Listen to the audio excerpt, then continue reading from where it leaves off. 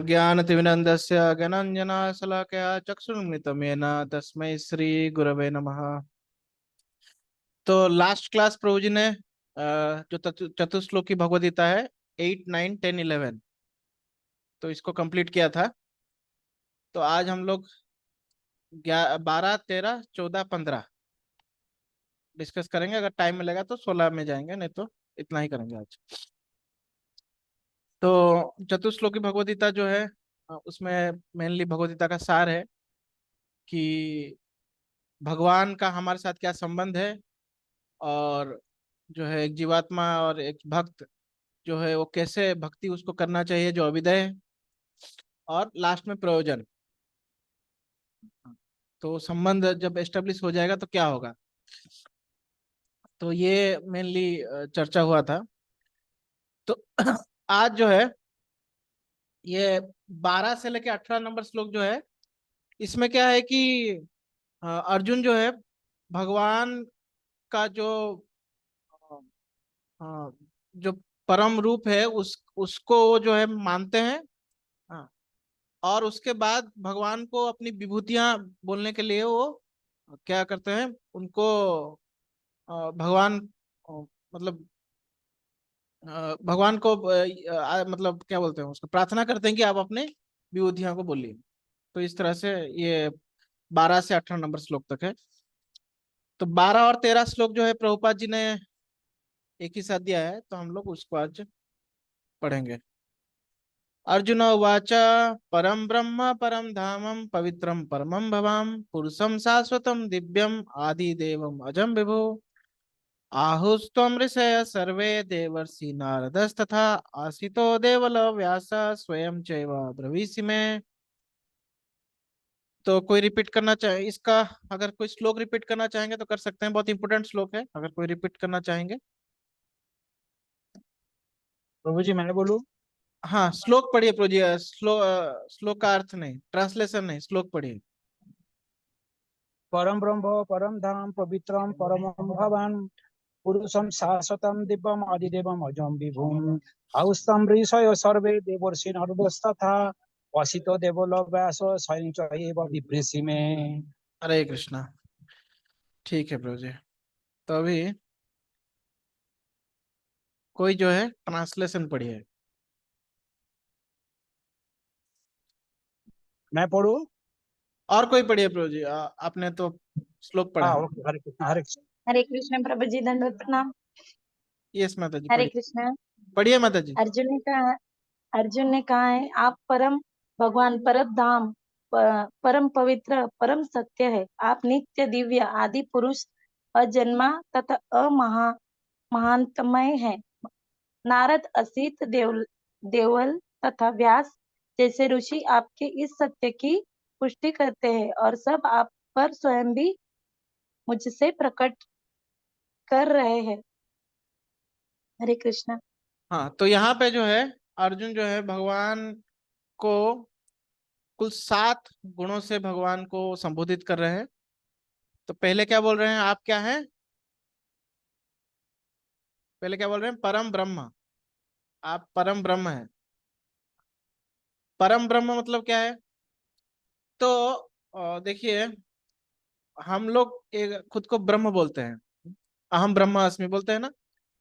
तो हम लोग ब्रह्म हैं, जो जीवात्मा आत्मा को ब्रह्म बोला जाता है।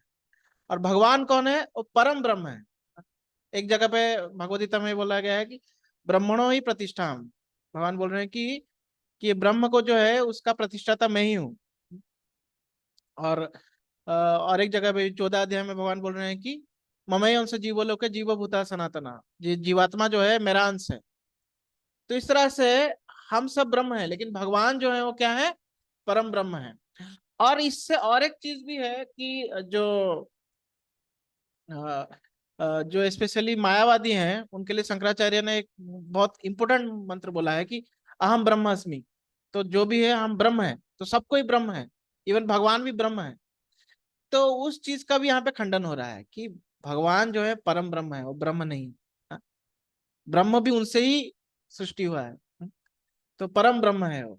तो अर्जुन यहाँ पे भगवान को संबोधित कर रहे हैं। हम और भगवान अलग है। हम परम ब्रह्म नहीं है, हम ब्रह्म है।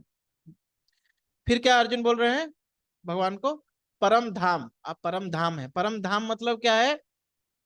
कि आप पे सब आश्रित है, सब कुछ आप पे आश्रित है। तो हम भगवद गीता का एक श्लोक जो सुनते हैं, अहम सर्वम प्रोक्तम सूत्रे मणिगणा इव, कि मैं ये सब कुछ को जो है धारण किया हुआ हूँ। कैसे? जैसे कि एक धागा जो है, एक माला में एक धागा जो है मणियों को धारण किया हुआ है, अगर धागा नहीं रहेगा तो सब मणि बिखर जाएंगे। तो वैसे ही भगवान बोल रहे हैं कि मैं अहम सर्वम इदम प्रोक्तम, मैं ये सारे चीज को धारण किया हुआ हूँ, सारे चीज मेरे ऊपर आश्रित है, मैं नहीं रहूंगा तो ये कुछ भी चीज नहीं रहेगा। तो परम धाम, फिर पवित्र। तो भगवान जो है वो क्या है? परम पवित्र है। परम पवित्र, पवित्र और परम पवित्र मतलब क्या है कि पवित्र मतलब खुद पवित्र है, लेकिन परम पवित्र मतलब खुद तो पवित्र है, दूसरों को भी पवित्र कर सकता है। जैसे हम उदाहरण किसका लेते हैं? जैसे सूर्य का। सूर्य क्या करता है कि कोई भी जो गंदगी है, इवन मल भी है, तो उससे भी वो पानी उससे भी पानी ले लेता है, मल को सुखा देता है, लेकिन फिर भी सूर्य जो है वो गंदा नहीं होता, वो पवित्र रहता है। और भगवान को इवन शुद्धम अपाप विद्धम बोला गया है कि वो हमेशा ही शुद्ध रहेंगे। इवन सूर्य से भी कई गुना भगवान शुद्ध है। तो लेकिन एक अंडरस्टैंडिंग के लिए हम सूर्य का एग्जांपल ले सकते हैं। तो सूर्य जैसे बहुत सारे मल मूत्र सबको खींच लेता है, हाँ, सबसे पानी खींचता है, लेकिन फिर भी सूर्य अपवित्र नहीं होता है। इस तरह से भगवान जो है वो कितना भी अपवित्र चीजों को ले लें तो भगवान कभी अपवित्र नहीं होंगे, उल्टा वो अपवित्र चीज जो है वो पवित्र हो जाएगा। तो इस तरह से भगवान क्या है? परम पवित्र है। और फिर क्या है? पुरुषम शाश्वतम दिव्यम। तो शाश्वत पुरुष भगवान जो है वो क्या है? शाश्वत दिव्य पुरुष है। तो कोई अपने आप को हम बोल सकते हैं हम भी तो पुरुष हैं, तो भगवान और हम में अंतर क्या है? तो भगवान और हम में अंतर है कि भगवान दिव्य है और वो शाश्वत है। हम शाश्वत काल के लिए नहीं रहते। आज हमको एक पुरुष का बॉडी मिला है, कल कल किसी स्त्री का बॉडी मिल सकता है, हो सकता है आगे किसी और जन्म में हमको किसी जानवर का बॉडी मिला हुआ है, अलग अलग बॉडी। लेकिन भगवान क्या है? शाश्वत दिव्य पुरुष है। इससे भी मायावाद का खंडन होता है कि मायावादी लोग बोलते हैं कि भगवान जो है वो लाइट है, उनका कोई वो लाइट है, या फिर ऐसा वो कुछ लोग शून्यवादी होते हैं तो बोलते हैं कि भगवान का कोई अस्तित्व नहीं है। तो उसका भी खंडन हो रहा है कि भगवान पुरुष है, और केवल ऐसा नहीं कि जो ब्रह्म है वो पुरुष का रूप लिया है फिर बाद में ब्रह्म बन जाएगा। वो शाश्वत पुरुष है, वो हमेशा ही पुरुष रहेगा। इस तरह से ये भगवान का वर्णन है। और वो दिव्य है, दिव्य पुरुष है। फिर आदि देवम। आदि देवम, आदि देवम मतलब भगवान सबके आदि हैं, भगवान से सब सृष्टि हुआ है, अब भगवान से पहले कोई नहीं है। कुछ लोग बोलते हैं कि अगर भगवान ने सब सृष्टि किया है तो भगवान को किसने सृष्टि किया है? तो ये मूर्खता है, क्योंकि भगवान जो है समय से परे है, भगवान से ही समय की सृष्टि हो रही है। तो भगवान समय से परे है, तो भगवान का कोई सृष्टि करता नहीं है, सब कुछ भगवान से आया है। तो इस तरह से आदि देवम। इवन हम ब्रह्म संहिता का जो पहला श्लोक सुनते हैं तो उसमें क्या बोलते हैं? अनादिर आदिर गोविंद सर्व कारण कारणम। ये अनादि है और सबके आदि है, मतलब सब उनसे ही आया है। अनादि है एक तो, सबसे पहले है और उनसे सब कुछ आया है, आदि देवम। फिर अजम। अजम मतलब अजन्मा। तो अजन्मा का अर्थ क्या है? कि भगवान जो है वो हमारी तरह जन्म नहीं लेते हैं। हम अगर जब चौथा अध्याय को पढ़ते हैं, चौथा अध्याय में एक बहुत सुंदर श्लोक आता है, अजोपि सन अव्यात्मा। ये श्लोक जो है 4.6 है। अजोपि सन अव्यात्मा भूतानाम ईश्वरोपि सन प्रकृतिम स्वाम अधिष्ठाय संभावामि आत्म माया। भगवान बोल रहे हैं कि मैं अजन्मा हूं, मैं अजन्मा हूं, और मैं जो है भूतानाम ईश्वर अपिसन, मैं सारे जो सारे ब्रह्मांड है उनका ईश्वर हूँ, उनका कंट्रोलर हूँ। और मैं कैसे इधर प्रकट हो रहा हूँ? तो आत्म माया, मेरे अंतरंग शक्ति से मैं प्रकट हो रहा हूँ। मैं आप लोगों की तरह कर्म बंधन में आके प्रकट नहीं हो रहा हूँ। तो हम सोचेंगे अरे अजन्मा बोल रहे हो लेकिन जन्म हो रहे हैं, तो उसका ये खंडन है। भगवान जो है हमारी तरह जन्म लेते हैं। इवन उसी चौथे अध्याय में ही भगवान ये भी बोलते हैं, क्या बोलते हैं? कि जन्म कर्म च में दिव्यम, मेरा जो जन्म कर्म आप लोगों की तरह नहीं है, मेरा जन्म कर्म जो है दिव्यम है। हाँ? तो इस तरह से भगवान जो है अजन्मा है। और फिर लास्ट में क्या है, विभु। विभु मतलब अनंत है भगवान। हम अणु हैं और भगवान विभु हैं, भगवान अनंत है। तो इस तरह से अर्जुन जो है भगवान का गुणगान कर रहे हैं। तो कोई बोल सकता है कि अर्जुन तो भगवान के दोस्त हैं, तो भगवान का गुणगान करेंगे ही, चाहे वो भगवान उतने महान ना भी हो। हाँ, लेकिन फिर भी अर्जुन जो है उनका गुणगान करेंगे। हम ऐसे देखते हैं ना कि कोई दोस्त है तो दोस्त का गुणगान करता है, चाहे भले ही दोस्त बदमाश हो। तो अर्जुन ये बोल रहे हैं कि तुम ऋषय सर्वे देवर्षि नारद तथा असितो देवलो व्यास स्वयं चैव प्रविशि में, कि अरे मैं अकेला नहीं बोल रहा हूँ। कौन कौन बोल रहे हैं, ऋषय सर्वे, सारे ऋषि जो है आपको, जो मैंने अभी 7 गुणों का वर्णन किया है वो आपको वही मानते हैं। सारे ऋषि जो है आपको भगवान मानते हैं। सर्वे, ऐसा नहीं कि एक दो, उन्होंने तो एग्जाम्पल के तहत एक कुछ ऋषियों का नाम लिया है। हाँ? नारद, व्यासदेव, असित, देवल, 4 ऋषियों का नाम लिया है। लेकिन वो उससे पहले क्या बोल रहे हैं, सबने आपको जो है भगवान माना है। तो सबने भगवान माना है, लेकिन मेनली वो किसका किसका नाम लेते हैं, तो भगवान के जो भक्त अवतार है नारद ऋषि, भगवान के जो क्या बोलते हैं लिटरल इनकारनेशन, जो क्या बोलते हैं ज्ञान के जो उनके अवतार हैं, वो कौन है, व्यासदेव। और असित और देवल, असित देवल कौन है, तो असित देवल जो है वो व्यासदेव जी के शिष्य हैं। हाँ, तो व्यासदेव जी का शिष्य हैं, और असित जो है देवल के पिताजी हैं। ये दोनों ऋषि जो है एक साथ चलते हैं और बाप बेटे हैं, और दोनों ही व्यासदेव जी के शिष्य हैं। तो इन लोगों ने भी आपको भगवान माना है। और फिर क्या बोल रहे हैं, स्वयं जैव प्रविशि में, और आप भी खुद को भगवान बोले हुए हो। क्योंकि हम देखते हैं कि 10.8 में भगवान क्या बोल रहे हैं कि मैं ही क्या बोलते हैं, सॉरी मुझे श्लोक याद नहीं आ रहा, अहम सर्वस्य प्रभु मत्ता सर्वम प्रवर्तते, कि मैं सबका प्रभु हूँ, या मैं सबका मतलब मुझसे ही सब कुछ आया हुआ है, इस तरह से। तो भगवान भी स्वयं बोल रहे हैं और सारे ऋषि मुनि भी बोल रहे हैं। तो इस तरह से अभी हम थोड़ा सा प्रभुपाद जी का तात्पर्य पढ़ेंगे। तात्पर्य कोई पढ़ना चाहेंगे? हाँ प्रभु जी, पढ़ू मैं? हाँ माता जी पढ़िए। हरे कृष्णा। इन तात्पर्य श्रील प्रभुपाद की जय। इन 2 श्लोकों में भगवान आधुनिक दार्शनिक को अवसर प्रदान करते हैं, क्योंकि यहाँ ये स्पष्ट है कि परमेश्वर जीवात्मा से भिन्न है। इस अध्याय के 4 महत्वपूर्ण श्लोकों को सुनकर अर्जुन की सारी शंकाएं जाती रही और उसने कृष्ण को भगवान स्वीकार कर लिया। उसने तुरंत ही अधोक्ष किया, आप परम ब्रह्म हैं। इसके पूर्व कृष्ण कह चुके हैं कि वे प्रत्येक वस्तु तथा प्रत्येक प्राणी के आदि कारण है। प्रत्येक देवता तथा प्रत्येक मनुष्य उन पर आश्रित है। वे अज्ञानवश अपने को भगवान से परम स्वतंत्र मानते हैं। वैसा अज्ञान भक्ति करने से पूरी तरह मिट जाता है। भगवान ने पिछले श्लोक में इसकी पूरी व्याख्या की है। अब भगवत कृपा से अर्जुन उन्हें परम सत्य रूप में स्वीकार कर रहा है, जो वैदिक आदेशों से सर्वदा अनुरूप है।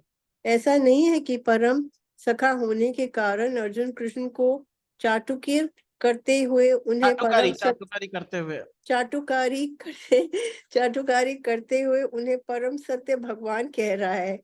इन 2 श्लोकों में अर्जुन जो भी कहता है उसकी पुष्टि वैदिक सत्य द्वारा होती है।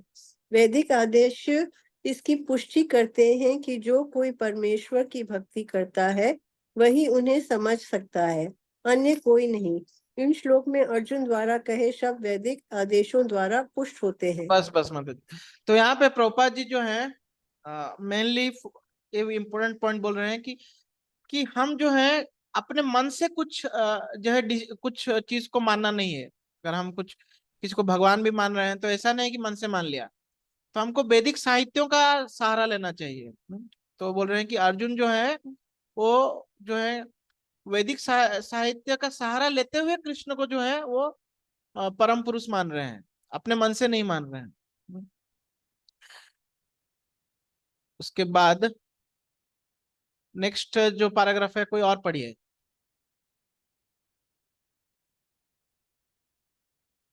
कोई और पढ़ना चाहेंगे? हरे कृष्णा। दंडवत प्रणाम प्रभु। हाँ पढ़िए प्रभु जी। केन केन उपनिषद। केन उपनिषद में कहा गया है कि परम ब्रह्म प्रत्येक वस्तु के आश्रय है, और कृष्ण पहले ही कह चुके हैं कि सारी वस्तुएं उन्हीं पर आश्रित है। मुंडक उपनिषद में पुष्टि की गई है कि जिन परमेश्वर पर सब कुछ आश्रित है, उन्हें उनके चिंतन में रत रहकर ही प्राप्त किया जा सकता है। कृष्ण का यह निरंतर चिंतन स्मरण है जो भक्ति के नव विधियों में से है। भक्ति के द्वारा ही मनुष्य कृष्ण की स्थिति को समझ सकता है और इस भौतिक देह से छुटकारा पा सकता है। वेदों में परमेश्वर को परम पवित्र माना गया है। जो व्यक्ति कृष्ण को परम पवित्र मानता है वह समस्त पाप कर्म से शुद्ध हो जाता है। भगवान की शरण में गए बिना पाप कर्मों से शुद्धि नहीं हो पाती। अर्जुन द्वारा कृष्ण को परम पवित्र मानना वेद सम्मत है। इसकी पुष्टि नारद आदि ऋषियों द्वारा भी हुई है। तो कृष्ण भगवान हाँ, ही बस है। प्रभु जी एक मिनट। हाँ तो यहाँ पे प्रोपा जी एक इम्पोर्टेंट पॉइंट बोल रहे हैं। पहले तो प्रोपा जी ने बोला कि हम किसी को भी भगवान मान रहे हैं तो वैदिक साहित्य द्वारा वो उसकी पुष्टि होनी चाहिए। और दूसरा यहाँ पे बोल रहे हैं कि कौन भगवान को समझ सकता है, तो भगवान का भक्ति भगवान को समझ सकता है। अगर आप भक्त नहीं है और आप भगवान के शरण या भगवान या उनके किसी अनुयायी या भगवान के जो गुरु शिष्य परंपरा चलती आ रही है, अगर उसका आश्रित नहीं है तो आप जो है भगवान को नहीं समझ सकते। ये इंपोर्टेंट पॉइंट को प्रोपा जी यहाँ पे बोल रहे हैं। हो सकता है आपको बहुत सारा ज्ञान हो, लेकिन अगर आप भगवान या भगवान के भक्तों पे आश्रित नहीं हैं या उनका आश्रय ग्रहण नहीं किए हैं तो आपको भगवान को समझ नहीं पाएंगे। और भगवान को समझने से क्या फायदा होगा कि पाप कर्मों से आप शुद्ध हो जाएंगे। हाँ? पाप कर्मों से शुद्धि हो जाएंगे और आप भगवान के धाम जा पाएंगे। Next paragraph. कृष्ण भगवान है और मनुष्य को चाहिए कि यह निरंतर उनका ध्यान करते हुए उनसे दिव्य संबंध स्थापित करे। वे परम अस्तित्व है। वे समस्त शारीरिक आवश्यकताओं तथा जन्म मरण से मुक्त है। उसकी पुष्टि अर्जुन ही नहीं अपितु सारे वेद पुराण तथा इतिहास ग्रंथ करते हैं। सारे वैदिक साहित्य में कृष्ण का ऐसा वर्णन मिलता है और भगवान स्वयं भी चौथी अध्याय में कहते हैं, यद्यपि मैं अजन्मा हूँ किंतु धर्म की स्थापना के लिए इस पृथ्वी पर प्रकट होता हूँ। वे परम पुरुष है, उनका कोई कारण नहीं है क्योंकि से वे समस्त कारणों के कारण है और सब कुछ उन्हीं से उद्भूत है। ऐसा पूर्ण ज्ञान केवल भगवत कृपा से प्राप्त होता है। वहाँ पर अर्जुन कृष्ण की कृपा से ही अपने विचार व्यक्त करता है। यदि हम भगवत गीता को समझना चाहते हैं तो हमें इन दोनों श्लोकों के कथनों को स्वीकार करना होगा। यह परंपरा प्रणाली कहलाती है, अर्थात गुरु परंपरा को मानना। परंपरा प्रणाली के बिना भगवत गीता को नहीं समझा जा सकता। यह तथाकथित विद्यालयी शिक्षा द्वारा संभव नहीं है। दुर्भाग्यवश जिन्हें अपनी उच्च शिक्षा का घमंड है, वे वैदिक साहित्य के इतने प्रमाणों के होते हुए भी अपने इस दुराग्रह पर अड़े रहते हैं कि कृष्ण एक सामान्य व्यक्ति है। हाँ तो एक बहुत इंपॉर्टेंट पॉइंट यहाँ पे प्रोपा जी बोल रहे हैं कि यदि हम भगवत गीता को समझना चाहते हैं तो हमें इन दोनों श्लोकों के कथनों को स्वीकार करना होगा। तो एज इट इज इन दोनों जो श्लोक हैं उनको एज इट इज हमको स्वीकार करना होगा। प्रोपा जी यहाँ पे बोल रहे हैं और हम ये दोनों श्लोकों को स्वीकार नहीं कर रहे हैं, हम अगर हम कृष्ण को जो है परम पुरुष नहीं मान रहे हैं तो भगवत गीता का कोई मीनिंग ही नहीं रह जाएगा। तो हम भगवद गीता पढ़ के हमको कुछ फायदा नहीं होगा उससे। कृष्ण को अगर हम परम पुरुष स्वीकार नहीं करेंगे तो कोई फायदा नहीं। प्रभुपाद जी इस पॉइंट को इसलिए बोल रहे हैं क्योंकि जनरली जो है बहुत सारे लोगों ने भगवद गीता का ट्रांसलेशन दिया है, लेकिन वो क्या बोलते हैं कि एक्चुअली भगवद गीता जो है वो कृष्ण के अंदर जो परम पुरुष हैं, जो ब्रह्म है, वो एक्चुअली बोल रहे हैं, कृष्ण नहीं बोल रहे हैं। और कुछ लोग तो, मैंने लास्ट टाइम भी एक बार बोल रहा था कि कुछ लोगों को तो ये भी मानना है कि भगवद गीता वास्तव में शिव जी जो है कृष्ण के अंदर रह के बोल रहे हैं क्योंकि वो बोलते हैं कि जो महाभारत है उसमें कृष्ण जो है शिव की भक्ति करते हुए दिखाए गए हैं। और क्योंकि भगवद गीता जो है महाभारत का एक हिस्सा है, तो ये जो जब भगवान बोल रहे हैं अहम सर्वस्व प्रभु, जब बोल रहे हैं 10.8 में, एक्चुअली वो शिव जी कृष्ण के अंदर होके बोल रहे हैं। और कुछ लोग बोलते हैं कि जो ब्रह्म है वो कृष्ण के अंदर से बोल रहे हैं। हाँ? तो ये जो है मूर्खता है। हमको ये श्लोक भगवान स्वयं कृष्ण बोल रहे हैं और उसको एज इट इज हमको इसको एक्सेप्ट करना है। जो अर्जुन ये जो श्लोक बोल रहे हैं दोनों, कि अर्जुन जो है भगवान को परम पुरुष, परम धाम, आदि देवम अजम विभु, ये सब जो क्या बोल सकते हैं एडजेक्टिव्स लगा रहे हैं भगवान के, तो इसको एज इट इज हमको फॉलो करना है। नहीं तो हम गीता जो पढ़ के उसका कोई हम जो है कोई फायदा नहीं होगा, हम गीता से डेविएट हो जाएंगे इस तरह से। तो अब जो है हम 14 नंबर श्लोक, तो भगवान को समझना कितना मुश्किल है ये जो है अर्जुन 14 नंबर श्लोक में बता रहे हैं। तो क्या बोल रहे हैं, सर्वम एतद्रितं मन्ये यन्मां वेदसी केशवः नाहि ते भगवान व्यक्तिम विदुर्देवा न दानवः। कोई इसको रिपीट करना चाहेंगे श्लोक को, या फिर हम लोग ट्रांसलेशन में पढ़ेंगे? कोई रिपीट करना चाहेंगे? मैं पढ़ूं? यस। सर्वमेत हतं मन्ये यन्मां वदसि केशव न हि ते भगवन व्यक्ति विदुर देवा न दानवः। ओके, ट्रांसलेशन मैम आप कंटिन्यू कीजिए ट्रांसलेशन। है कृष्ण, आपने मुझसे जो कुछ कहा है उसे मैं पूर्णतया सत्य मानता हूँ। हे प्रभु, न तो देवतागण न असुर गण ही आपके स्वरूप को समझ सकते हैं। तात्पर्य, एक मिनट में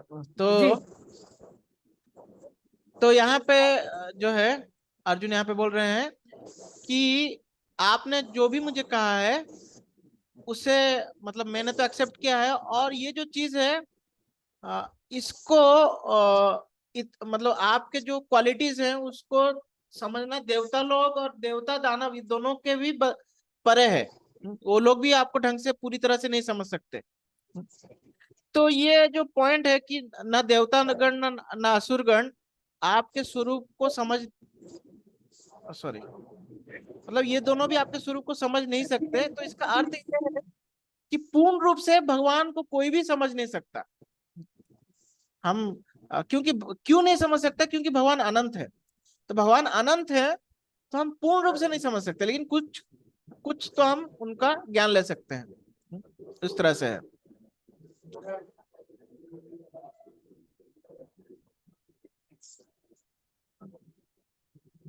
और उसका ज्ञान कैसे ले सकते हैं? तो कृष्ण से ही ले सकते हैं, किसी और से नहीं ले सकते। कि यहाँ पे अर्जुन इसलिए बोल रहे हैं आपने मुझे जो कुछ कहा है, तो भगवान से ही वो ज्ञान मिल सकता है हमको भगवान के बारे में।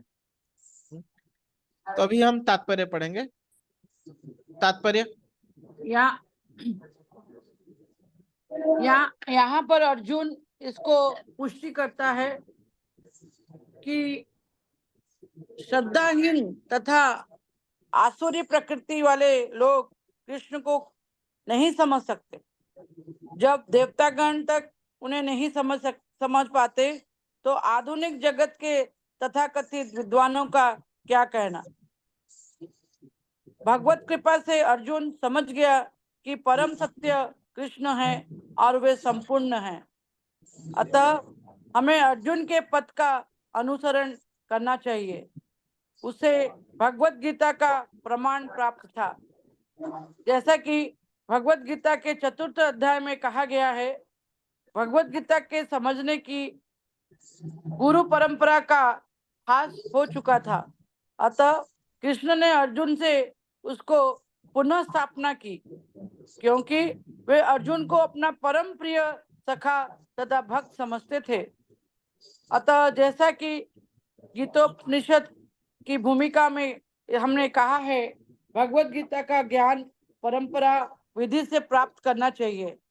परंपरा विधि के लुप्त होने पर उसके सूत्रपात के लिए अर्जुन को चुना गया। हमें चाहिए कि अर्जुन का हम अनुसरण करें। इसने कृष्ण की सारी बातें जान ली, तभी हम भगवत गीता के सार को समझ सकेंगे और तभी कृष्ण को भगवान रूप में जान सकेंगे। जय श्री कृष्ण। हरे कृष्ण। हरे कृष्ण। तो यहाँ पे जो है प्रभुपाद जी इस श्लोक में स्पेशली गुरु परंपरा का महत्व बता रहे हैं कि हम जो है कितने भी बड़े विद्वान हैं, अगर हम प्रॉपर जो वैष्णव परंपरा से नहीं जुड़े हैं तो हम भगवद्गीता को एज इट इज नहीं समझ सकते, यथारूप हम नहीं समझ सकते। तो इसलिए प्रभुपाद जी भगवद्गीता का जो 4th अध्याय का जो 3रा नंबर श्लोक है उसको ले रहे हैं। सैवं मयाद्य योगो प्रकृत पुरातनो भक्तसी में सखाचेति रहस्य में एतदुत्तमम्, कि ये जो रहस्य उत्तम रहस्य है मैं आपको इसलिए बता रहा हूँ क्योंकि आप मेरे क्योंकि अर्जुन जो है आप मेरे सखा और भक्त हो, मेरे परम प्रिय सखा तथा भक्त हो, इसीलिए मैं आपको बता रहा हूँ और इसीलिए आप समझ सकते हो। तो भगवद्गीता समझने का क्वालिफिकेशन क्या है कि हम जो है भगवान के भक्त होना जरूरी है, और सबसे इम्पोर्टेंट है कि हमको एक प्रॉपर वैष्णव गुरु परंपरा में हम उसका आश्रय लेना है। अगर उसका आश्रय नहीं लेंगे तो हम भगवद्गीता पढ़ते हुए भी अपना मन का सब ट्रांसलेशन निकालेंगे, अपना मन का कुछ भी बोलना चालू कर देंगे। तो उससे क्या हो जाएगा कि भगवद्गीता का जो एसेंस है, जो आत्मा का जो परमात्मा के साथ योग, भगवान को समझना, अपने आप को समझना और भगवान को समझना और भगवान का हमारे साथ क्या रिश्ता है उसको समझना, ये फेल हो जाएगा। फिर हम कुछ भी समझ लेंगे, कभी हम या तो मायावादी बन जाएंगे, खुद को ही भगवान बोलना चालू कर देंगे कि हम जो है अभी जो है माया के अधीन है इसलिए हम पता नहीं चल रहा है, नहीं तो वास्तव में हम भगवान हैं। जब हम वो लोग 3 स्टेप्स के बारे में बताते हैं, एक तो शायद स्टेप्स मुझे याद नहीं आ रहा है, लास्ट में बोलते हैं परमार्थी का। परमार्थी का मतलब कि आपको परम ज्ञान हासिल हो गया और आप ये समझ गए कि आप वही हैं, सोहम बोलते हैं। सोहम का एक अलग मीनिंग निकाल देते हैं। सोहम मतलब वास्तव में मैं जीवात्मा हूँ लेकिन मैं ब्रह्म हूँ। सोहम मतलब मैं ब्रह्म हूँ, लेकिन वो उसको निकालते हैं कि हम ही भगवान है वास्तव में। ऐसा बहुत सारे मतलब जनरली जो आध्यात्मिक जीवन का पालन करते हैं वो लोग यही कंक्लूजन में आ जाते हैं कि हम ही वास्तव में भगवान है लेकिन हम माया के अधीन आ गए हैं। तो उन मूर्खों को ये समझ में नहीं आता कि जो भगवान है, जिससे माया सृष्टि हुई है, वो उसके अधीन कैसे आ सकता है, उसके उसके मतलब अंडर में कैसे आ सकता है। तो वास्तव में मूर्खता है। और इसलिए प्रभुपाद आप देखेंगे इससे पहले वाला श्लोक में भी प्रभुपाद वही थीम को अप्लाई कर रहे हैं कि कितना इंपॉर्टेंट है कि भगवान की बातों को एज इट इज एक्सेप्ट करना। अर्जुन एक्सेप्ट किया है, अर्जुन बोल रहे हैं कि आपने जो भी बताया है मैं उसको एक्सेप्ट कर रहा हूँ, और एक प्रॉपर गुरु परंपरा से चीजों को सीखना, भगवद्गीता को सुनना स्पेशली।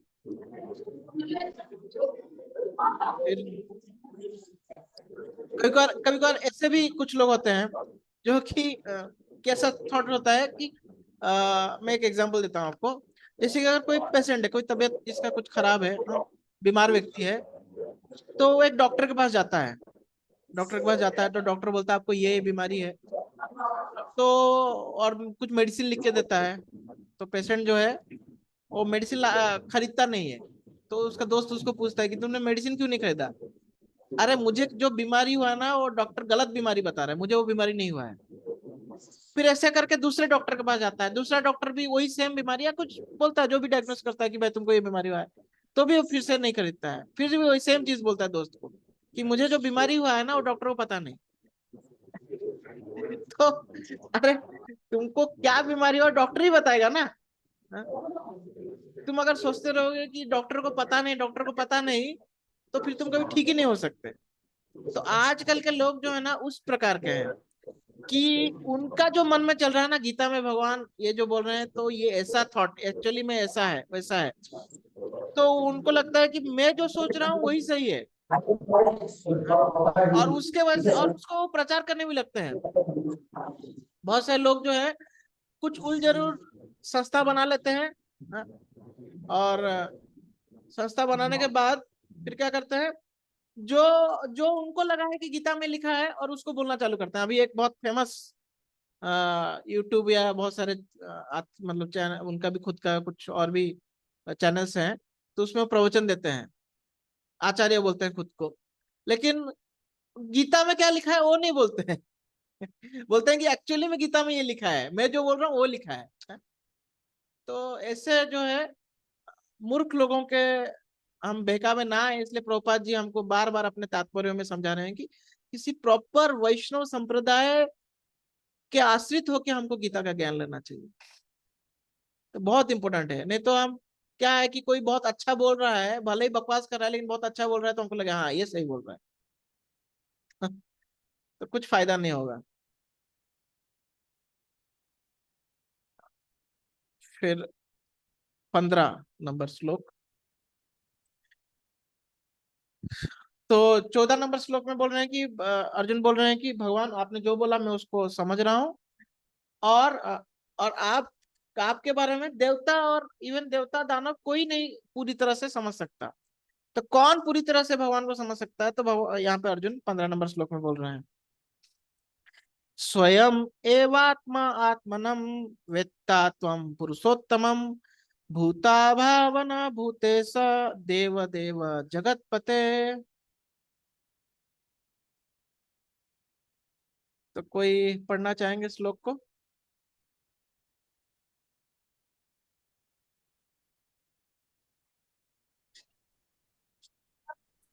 ठीक है, श्लोक पढ़ना चाहेंगे प्रभु जी आप? पढ़ता हूँ। स्वयमेवात्मानं वेत्य स्वयं पुरुषोत्तमं भूतावन देश देव देव जगत। ओके, तो अर्जुन यहाँ पे बोल रहे हैं स्वयं एव आत्मना आत्मनम। तो अर्जुन बोल रहे हैं कि आप ही स्वयं एव, आप ही अपने आप को समझ सकते हैं, आप ही अपने आप को समझ सकते हैं। और फिर अर्जुन जो है भगवान को पांच संबोधन, 5 चीजों से संबोधित कर रहे हैं। क्या है? आप जो है पुरुषोत्तम है, फिर आप क्या है? भूत भावन है, आप भूतेश हैं, आप देवों के देव हैं, और आप जगतपते हैं। तो ये प्रभुपाद जी ने अपने तात्पर्य में लिखा है, तो हम प्रभुपाद जी के तात्पर्य को चलते हैं अभी। हाँ, तो तात्पर्य कोई पढ़ना चाहेंगे? जिन्होंने बिल्कुल नहीं पढ़ा है वो पढ़िए। नहीं अभी तो, हरे कृष्ण। सॉरी, ट्रांसलेशन तो पढ़ा ही नहीं हमने। हाँ, ट्रांसलेशन कोई पढ़िए। हरे कृष्ण प्रभु जी। हाँ अजय प्रभु पढ़िए प्रभु जी। हे परम पुरुष, हे सबके उद्गम, हे समस्त प्राणियों के स्वामी, हे देवों के देव, हे ब्रह्मांड के प्रभु, निस्संदेह एक मिनट। निस्संदेह एकमात्र आप ही अपने अपने को अपनी अंतरंग शक्ति से जानने वाले हैं।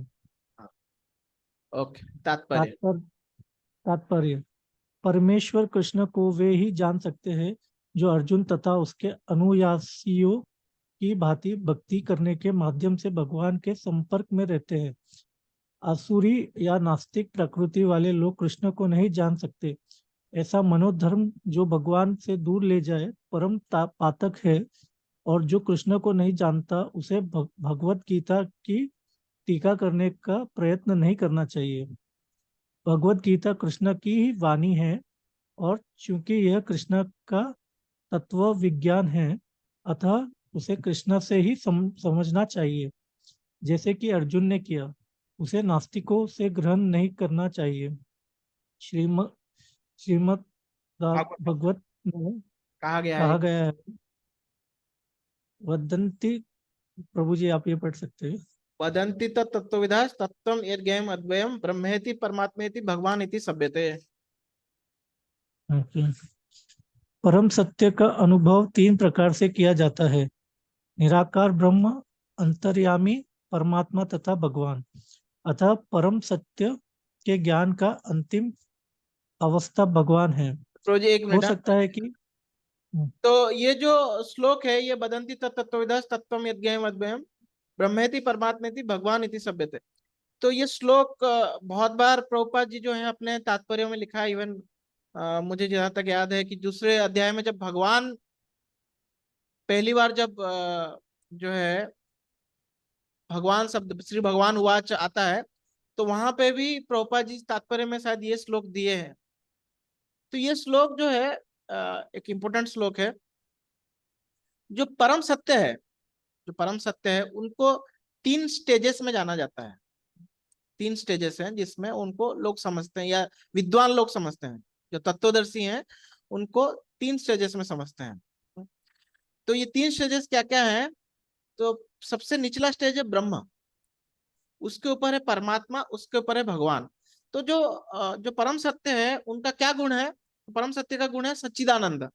सत चित आनंद। सत मतलब वो शाश्वत है, चित मतलब वो ज्ञानमय है, आनंद मतलब वो क्या बोल सकते हैं, वो आनंद से भरे हुए हैं, जो भी आनंद को इंग्लिश में ब्लिस बोलते हैं। तो क्या बोल सकते हैं, वो सुख तो नहीं बोल सकते, अभी आनंद का मुझे ये नहीं आ रहा है, सिनोनिम नहीं आ रहा है, लेकिन आनंद, अब आनंद तो आपको समझ में आ रहा होगा। तो ये 3 गुण है जो पूर्ण सत्य है, परम सत्य है। तो परम सत्य के जो 3 गुण है, तो ये ब्रह्म जो है, तो ब्रह्म में परम सत्य का केवल एक ही गुण जो सत्य है वही उसका आभास होता है। अब परमात्मा में क्या क्या होता है? परमात्मा में आप भगवान सत्य है कि अशाश्वत है, और भगवान जो है वो चिन्मय है, या क्या बोल सकते हैं उसको, भगवान जो है वो ज्ञानमय है, ये आप परमात्मा स्वरूप में जान सकते हैं। और भगवान जो पूर्ण रूप से मतलब सच्चिद आनंद, आनंद को आप तभी समझ सकते हैं जब आप भगवान की भक्ति कर रहे हैं। जो जो भगवान को पूर्ण रूप से जो समझता है वही आनंद पाठ को समझ सकता है, मतलब complete understanding of the Lord. नहीं तो ब्रह्म को समझना मतलब आप 33% समझे भगवान को, और परमात्मा को समझ गए मतलब आप 66% समझे, और भगवान को समझे मतलब 99। तो इस तरह से, तो इसका एग्जाम्पल प्रभुपाद जी देते हैं सूर्य का। जैसे कि सूर्य की रोशनी, सूर्य का सतह और सूर्य के अंदर सूर्य भगवान। तो सूर्य की रोशनी जो है वो परमात्मा के सॉरी वो ब्रह्म की तरह है, और सूर्य का सतह जो है वो परमात्मा ज्ञान हुआ, और सूर्य के अंदर एक भगवान बैठे हुए हैं जिनको सूर्य नारायण भी कहा गया है। तो उनको समझना मतलब आप पूर्ण रूप से सूर्य को समझ गए। और एक एग्जांपल लेते हैं, जैसे कि जनरली ट्रेन का एग्जांपल। तो एक अगर एक घर से गांव में पहली बार ट्रेन आया, उसके पहले कभी भी ट्रेन नहीं आया था, तो पहली बार ट्रेन लाइन बिछा गया और पहली बार ट्रेन आया। तो एक बुढ़ा व्यक्ति जो चल नहीं पा रहा था, तो अपने 3 बच्चों को भेजता है और बोलता है कि जाओ पता करो कि ट्रेन दिखता कैसा है, कैसा है। तो ये जो सबसे पहले जाता है वो आलसी होता है बहुत, तो दूर से देखता है। हाँ, थोड़ा शाम का समय था तो दूर से देखता है, तो बोलता है पिताजी कुछ नहीं है, बस रोशनी है, क्योंकि ट्रेन के आगे एक लाइट लगा रहता है ना, हेडलाइट ट्रेन का। तो बोलता है कुछ नहीं है, रोशनी है, बाकी कुछ उसको दिखता नहीं। और वही दूसरा बेटा जो है वो थोड़ा दूर जाता है, बोलता है नहीं नहीं, रोशनी के अलावा उसमें बोगियां भी हैं, वो बोगियां भी हैं, मतलब डिब्बे हैं बहुत सारे। और तीसरा बेटा जो है और पूरा जाता है और ट्रेन के अंदर घुसता है, बोलता है नहीं नहीं पिताजी, ये तो आधा अधूरा ज्ञान है। हाँ, वो जो डिब्बे है ना, डिब्बे के अंदर लाइट है, फैन है, वहां पे लोग भी बैठे हुए हैं, वहां पे एक पेंट्री रूम में है जहाँ पे कुकिंग हो रहा है, तो पूरा वो ज्ञान हो गया। तो ऐसे ही ब्रह्म का ज्ञान होना मतलब भगवान का 33% का ज्ञान होना, परमात्मा का मतलब 66, और भगवान मतलब पूर्ण ज्ञान होना। तो और भगवान ये जो ज्ञान है ये कौन समझ सकता है? जो भक्ति कर रहा है, भक्तों के गुरु परंपरा में आके, वैष्णव गुरु परंपरा में आके भक्ति कर रहा है, तो पूर्ण रूप से भगवान को समझ सकता है, नहीं तो पूर्ण रूप से नहीं समझ सकता। वैसे ये तीनों जो है वैदिक ये है, मतलब ब्रह्मवादी जो है उनको भी वो भी कुछ गलत नहीं है। हम कभी कभार ब्रह्मवादी और मायावादी को जोड़ देते हैं। ब्रह्मवादी जो है अपराधी नहीं होते, वो मायावादी जो है अपराधी हैं। क्यों? क्योंकि वो बोलते हैं कि जो कृष्ण है वो भी माया के अधीन है। जब ब्रह्म जो है सत्वगुण के अधीन हो जाता है तो वो कृष्ण और आदि देवताओं के रूप में प्रकट होते हैं। तो वास्तव में ये बहुत बड़ा अपराध है भगवान के प्रति। लेकिन ब्रह्मवादी ऐसा नहीं बोलते। ब्रह्मवादी बोलते हैं कि हम इतना ही, परम सत्य जो है वो एक मतलब रोशनी है, जो भगवान के शरीर से जो रोशनी निकल रहा है ना, ब्रह्मवादी उतना तक ही मेडिटेट करते हैं, उतना तक ही वो चिंतन करते हैं, तो वो गलत नहीं है। ठीक है, अब थोड़ा सा आगे बढ़ते हैं। हाँ, तो यहाँ पे इसलिए लिखे हैं प्रोपा जी, अतः परम सत्य के ज्ञान की अंतिम अवस्था भगवान है। परम सत्य को जो है हम तीन रूप से समझ सकते हैं, और अंतिम अवस्था जो है भगवान है। हो सकता है कि सामान्य व्यक्ति अथवा ऐसा मुक्त पुरुष भी जिसने निराकार ब्रह्म अथवा अंतर्यामी परमात्मा का साक्षात किया है, भगवान को ना समझ पाए।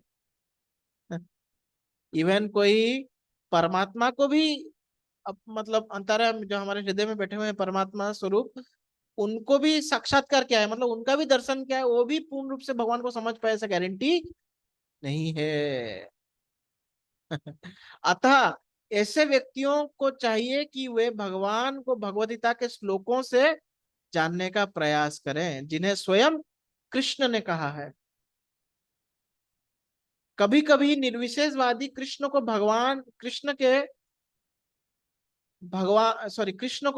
के रूप में या उनकी प्रामाणिकता को स्वीकार सॉरी क्या लिखें कभी कभी निर्विशेषवादी कृष्ण को भगवान के रूप में या उनकी प्रामाणिकता को स्वीकार करते हैं, किंतु अनेक मुक्त पुरुष कृष्ण को पुरुषोत्तम रूप में नहीं समझ पाते। तो निर्विशेषवादी जो है वो कृष्ण को मानते हैं, लेकिन क्या हो सकता है उनको पूर्ण पुरुषोत्तम रूप में नहीं मानते, पूर्ण पुरुषोत्तम रूप में नहीं समझते। इसलिए अर्जुन उन्हें पुरुषोत्तम कहकर संबोधित करता है। इतने पर भी कुछ लोग यह नहीं समझ पाते कि कृष्ण समस्त जीवों के जनक है। इसलिए अर्जुन उन्हें भूत भावन मतलब कि कृष्ण से ही सब कुछ का सृष्टि हुआ है। यदि कोई उन्हें भूत भावन के रूप में समझ लेता है तो वो उन्हें परम नियंता के रूप में नहीं जान पाता। कोई सोचता ठीक है भगवान से सब सृष्टि हुआ है, लेकिन भगवान अभी कंट्रोल नहीं कर रहा है। कोई ऐसा सोच सकता है। तो अर्जुन क्या उसमें उसके लिए भगवान को क्या बोल रहे हैं? उसके लिए किस चीज में संबोधित कर रहे हैं?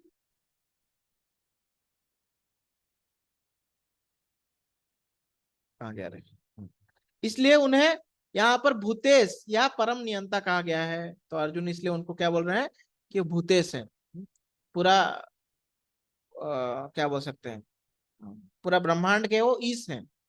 ईश मतलब कंट्रोलर, नियंता। यदि कोई भूतेश के रूप में उन्हें समझ लेता है तो भी उन्हें समस्त देवताओं के उद्गम के रूप में नहीं समझ पाता। या फिर एक दूसरे में समझाएंगे कि ठीक है वो कंट्रोलर है, लेकिन फिर भी क्यों हम उनको पूजा करें? तो यहाँ पे बोल रहे हैं देव देव, अर्जुन बोल रहे हैं देव देव मतलब देवताओं के भी देवता हैं वो, मतलब देवता लोग भी उनको पूजा करते हैं। इसलिए उन्हें देव देव, सभी देवताओं का पूजनीय देव कहा गया है। तो सभी देवता भी उनको पूजा करते हैं। वो नियंता ही नहीं, वो सृष्टिकर्ता ही नहीं, वो सभी देवताओं के द्वारा पूजित है। सभी देवताओं के द्वारा पूजित है तो ऑटोमेटिकली हमारे द्वारा भी पूजित होने चाहिए। यदि देव देव रूप में भी उन्हें समझ लिया जाए तो वे प्रत्येक वस्तु के परम स्वामी के रूप में समझ नहीं पाते।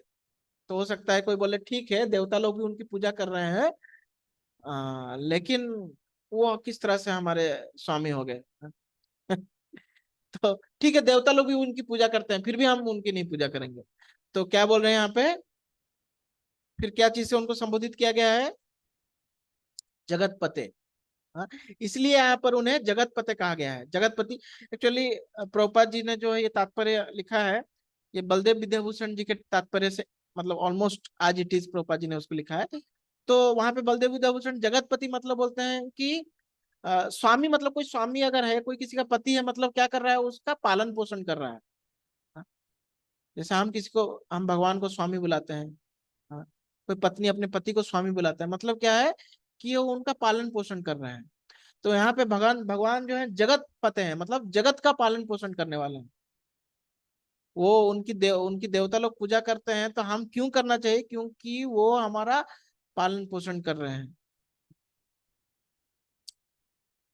इस प्रकार से, सॉरी, इस प्रकार अर्जुन की अनुभूति के आधार पर कृष्ण विषयक सत्य की स्थापना इस श्लोक में हुई है। तो अर्जुन जो है, अर्जुन के माध्यम से हम कृष्ण कौन है उसको यहाँ पे समझ पा रहे हैं। सबसे पहले क्या है, वो पुरुषोत्तम है, सारे जो पुरुष हैं उनमें वो उत्तम है, सर्वश्रेष्ठ है। उसके बाद क्या बोल रहे हैं, वो भूत भावना, सारे जो संसार है उसके सृष्टिकर्ता भगवान है। उसके बाद क्या बोल रहे हैं, वो भूतेश, कि सबके नियंता वही है, भगवान है। संसार, पूरा संसार का नियंता जो है भगवान है। उसके बाद देव देव, कि देवताओं के लिए भी पूजनीय है। और लास्ट में उनको बोल रहे हैं जगतपते, जगतपते यानी कि पूरा जगत का जो है वो स्वामी है, और पूरा जगत का पालन पोषण वही कर रहे हैं। तो हमें चाहिए कि कृष्ण को यथारूप में समझने के लिए हम अर्जुन के पद चिन्हों का अनुसरण करें। अगर हम कृष्ण को यथारूप समझ जाएंगे तो क्या होगा, पहले तो हम अर्जुन का अनुसरण तभी करेंगे ना जब हमको इच्छा होगा कि हम कृष्ण को यथारूप समझें। लेकिन हम, इसलिए हमको ये जानना होगा कि कृष्ण का यथारूप समझेंगे, कृष्ण को अगर हम आज इट इज समझ जाएंगे तो क्या फायदा होगा। तो क्या फायदा होगा, क्या फायदा होगा, हमने पहले पढ़ लिया है उसको।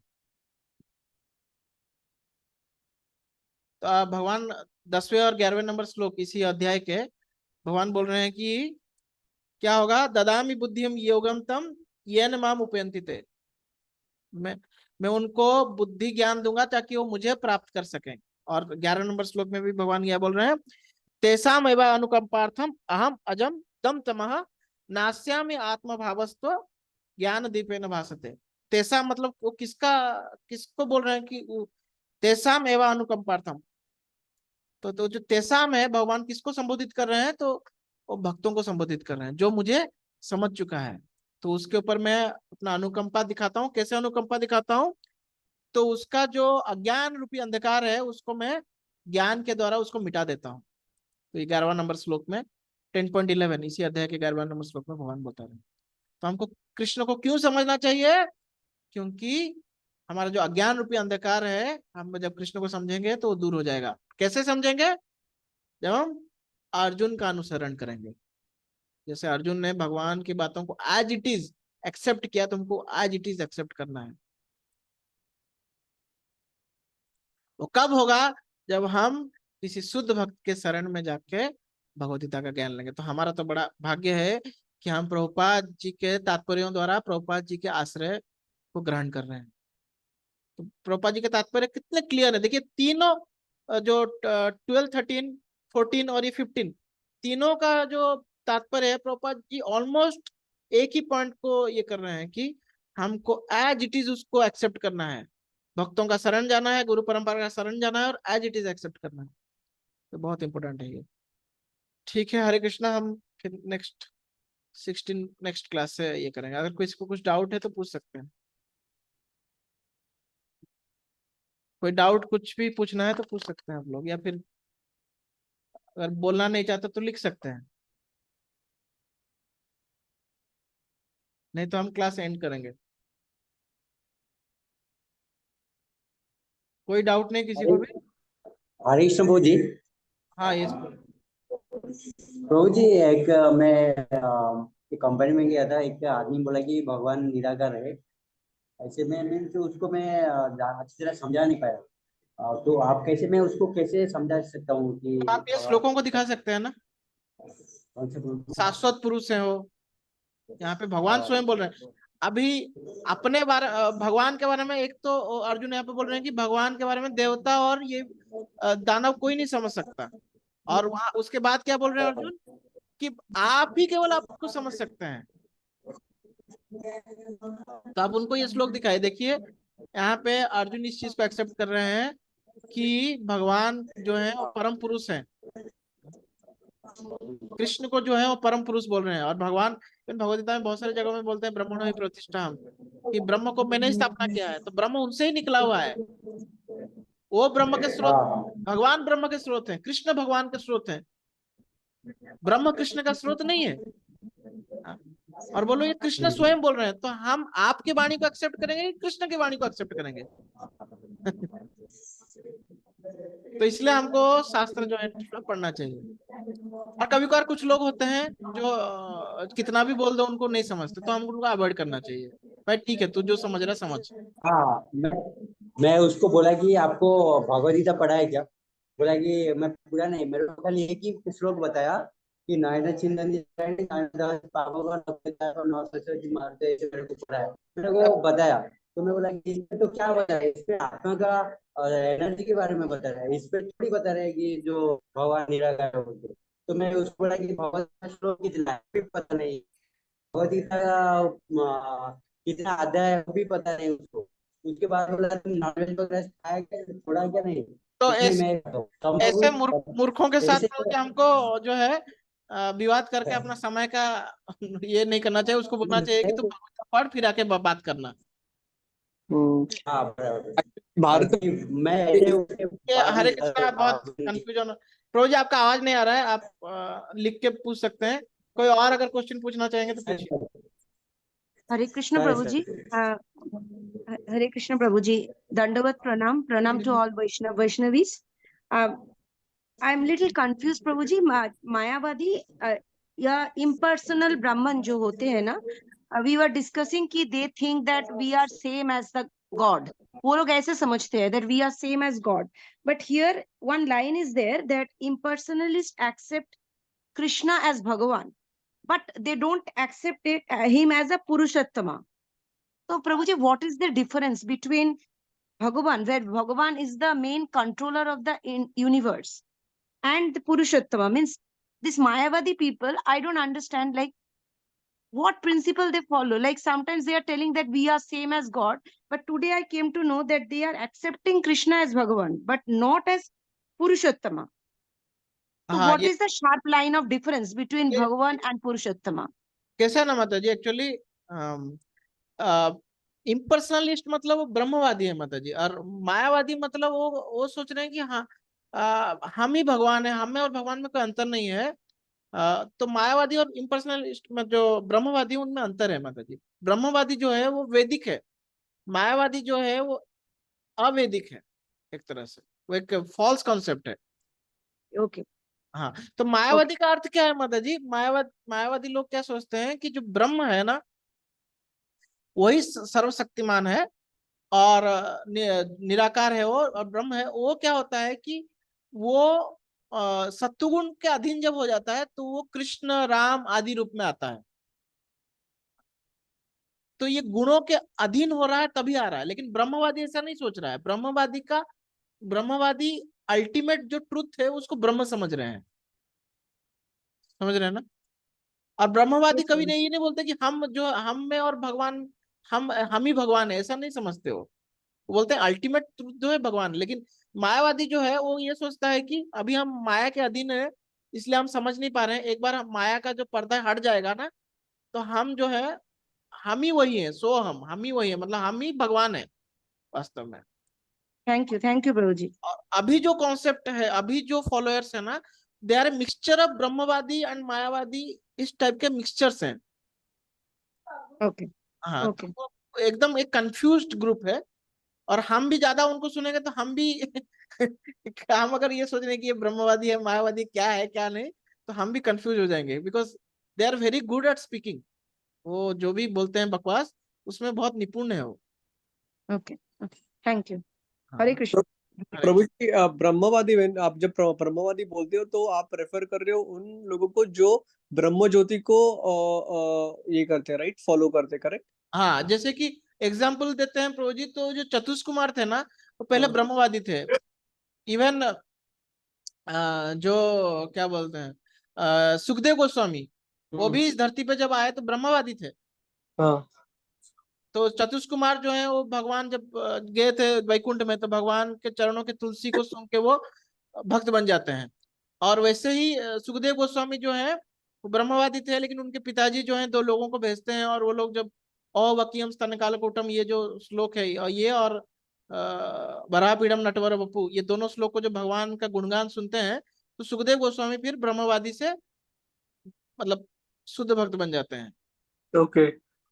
तो इस तरह से और भगवत गीता में और भी ये जो प्रभुपाद जी है, उन्होंने ये भी मेंशन किया, राइट, कि जो भगवान जो है वो उसी फॉर्म में रेसिप्रोकेट करते हैं जिस फॉर्म में आप उनको पूछते हो। तो अगर आपको प्रे ही करना है तो बेटर है कि आप उनके पर्सनल फॉर्म को प्रे करो, तो वो रेसिप्रोकेट भी आपको फुलेस्ट वे में करेंगे। अगर ब्रह्म ज्योति के फॉर्म में करते हो तो आपको ब्रह्म ज्योति के फॉर्म में मिलेंगे, but then you still have a way to go, like थोड़ा सा आपको आगे जाना पड़ेगा उसके बाद भी। हाँ, वही मतलब वही मैसेज है ना उनका। एक्चुअली भगवान, ये एक्चुअली भगवान का स्टेटमेंट है कि ये था माम प्रपद्यन्ते ताम तथैव भजामि हम, तो भगवान का स्टेटमेंट है। हाँ, करेक्ट ऐसा करेक्ट। मुझे प्रार्थना करेगा, मैं वैसे ही उसको रेसिप्रोकेट करूंगा। वैसे करूंगा, जैसे मेरे पास डिवोशन नहीं है तो भगवान नहीं है, प्रूव करने का बुद्धि भी भगवान ही देते हैं। ये, हाँ, ये उनकी लीला है। तो ये पॉइंट है ब्रो जी। ठीक है, और ठीक है, हम आज एंड करते हैं क्लास को। हरे कृष्णा। हरे कृष्ण प्रभु जी। हरे कृष्ण प्रभु जी, दंडवत प्रणाम। हरे एक मिनट कोई किसी को पूछना है क्या? हाँ प्रभु जी। यस प्रभु प्रभु जी, ये जो सोम सोम सोम जो मंत्र मतलब जप करते हैं, मेरे पिताजी वो वही मंत्र जप करते हैं, सोम सोम। हाँ, हरे कृष्णा। सोहम मतलब प्रभु जी हम ब्रह्म है, लेकिन ये लोग बोलते हैं कि सोहम मतलब हम वही है, हम ही वो ब्रह्म है, हम ही वो ब्रह्म मतलब हम ही भगवान है। मैं पिताजी से बोला ना, ये जो मंत्र जप करते हैं आप, हाँ हाँ, सोहम सोहम करके, तो इसका अर्थ क्या हुआ? उनसे पूछा था, वो क्या बोले, हाँ परमात्मा हम एक ही है। हाँ वही ना, वही मायावाद है ना प्रभु जी, उन लोगों ने में एक है। ठीक है प्रभु जी, हरे कृष्ण।